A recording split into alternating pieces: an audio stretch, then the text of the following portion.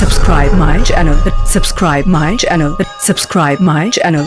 Hi hello అండి, welcome back to వీరాది vlogs. ఈరోజు అయితే దొండకాయ ఫ్రై చేస్తున్నాను. దానికి కావాల్సిన పదార్థాలు ఏంటో చూపిస్తాను, చూసేయండి. 1/2 కిలో దొండకాయలు అయితే తీసుకొని 2-3 సార్లు అయితే నీట్గా కడిగి పెట్టుకున్నాను. ఎందుకంటే టెస్ట్ అనేది ఎక్కువ ఉంటుంది కదా, అందుకని బంక ఎక్కువ ఉంటుంది కాబట్టి 2-3 సార్లు అయితే కడిగి పక్కకు పెట్టేసుకున్నాను. అలానే 10 పచ్చిమిర్చి తీసుకున్నాను.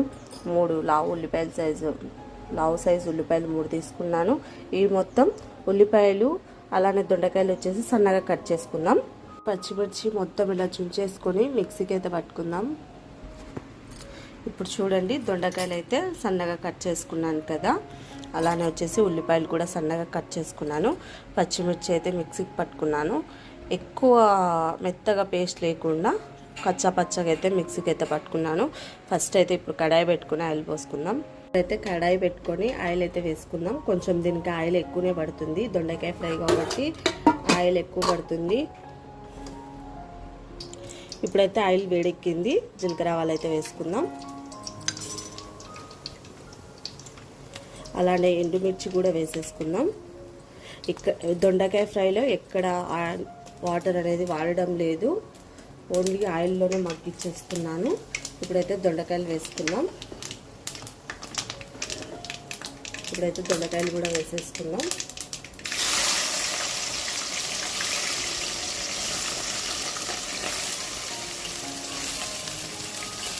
ముందు ఉల్లిపాయలు వేయకుండా ఫస్ట్ దొండకాయలు అనేటివి ఫ్రై చేసుకోవాలి.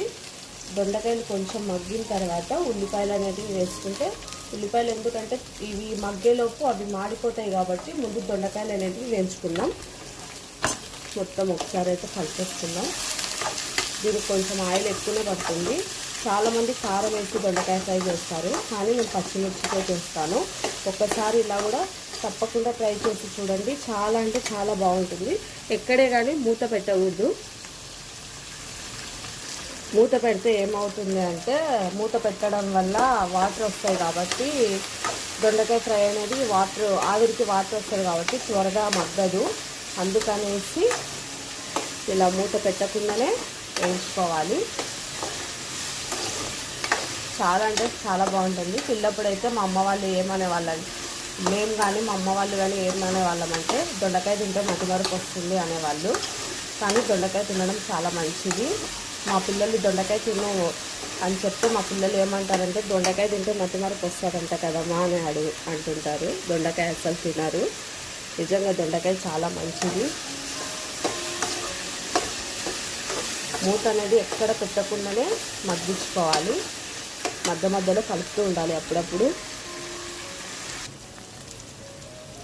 దొండకాయ అయితే 50% అయితే ఉడికింది కదా, 50% అయితే ఉడికింది.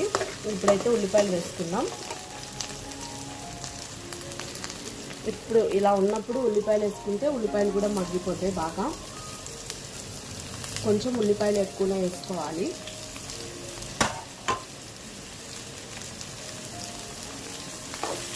వేసుకొని మొత్తం ఒకసారి ఎక్కడ మూత అనేది పెట్టకూడదు. మూత పెడితే త్వరగా అనేది మగ్గవు. ఉల్లిపాయలు వేసుకున్న తర్వాత బాగా కలుపుకొని మధ్యలో అడగంటకుండా కలుపుతూ ఉండాలి. సాల్ట్ అయితే వేసుకున్నాం.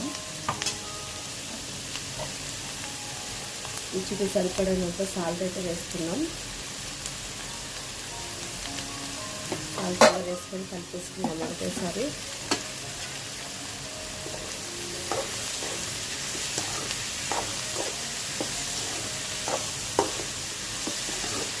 బాగా ఎర్రగా అయ్యేంత వరకు అయితే వేసుకోవాలి. వేగిన తర్వాత చూపిస్తాను. చూడండి, దొండకాయ ఉల్లిగడ్డలు ఎలా మగ్గిపోయాయి. ఇప్పుడైతే పసుపు వేసేసుకున్నాం. ఆల్రెడీ సాల్ట్ వేసాం కదా, పసుపు వేసేసుకొని అలానే పచ్చిమిర్చి మిక్సీకి పట్టుకున్నాం కదా, అది కూడా వేసేసుకున్నాం.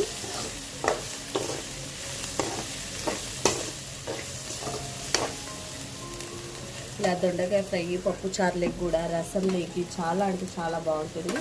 పచ్చిమిర్చి కారం ఉండవు కాబట్టి నేను కొన్ని ఎక్కువ తీసుకొని వేసుకున్నాను. ఒక్కొక్కళ్ళు ఒక్కొక్కలాగా చేస్తారు. నేనైతే పచ్చిమిర్చి వేసి చేస్తాను. చాలామంది కారం పొడి వేసి చేస్తారు. అలా అలా చేసేటంటే ఇలా చేయడం చాలా చాలా బాగుంటుంది. ఒకసారి తప్పకుండా చేసుకొని అయితే తిని చూడండి. కానీ ఎక్కువ టైం పడుతుంది దీనికి. ఇప్పుడు ఇలానే వదిలేద్దాం ఒక 5 నిమిషాలు. ఇప్పుడైతే బాగా మగ్గిపోయినాయి మొత్తం. ధనియాల పొడి, కొబ్బరి పొడి అయితే వేసుకొని 1 నిమిషం అలా పెట్టేసుకొని దించేసుకుందాం.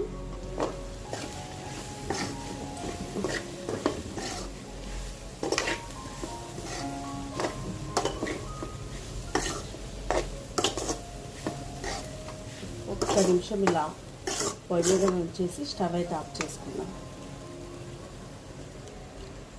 చాలా సింపుల్గా టేస్టీగా దొండకాయ ఫ్రై అయితే రెడీ అయిపోయింది. ఈ వీడియో కనుక మీకు నచ్చినట్టయితే లైక్ చేయండి, షేర్ చేయండి, కామెంట్ చేయండి, ఛానల్ని సబ్స్క్రైబ్ చేసుకోండి.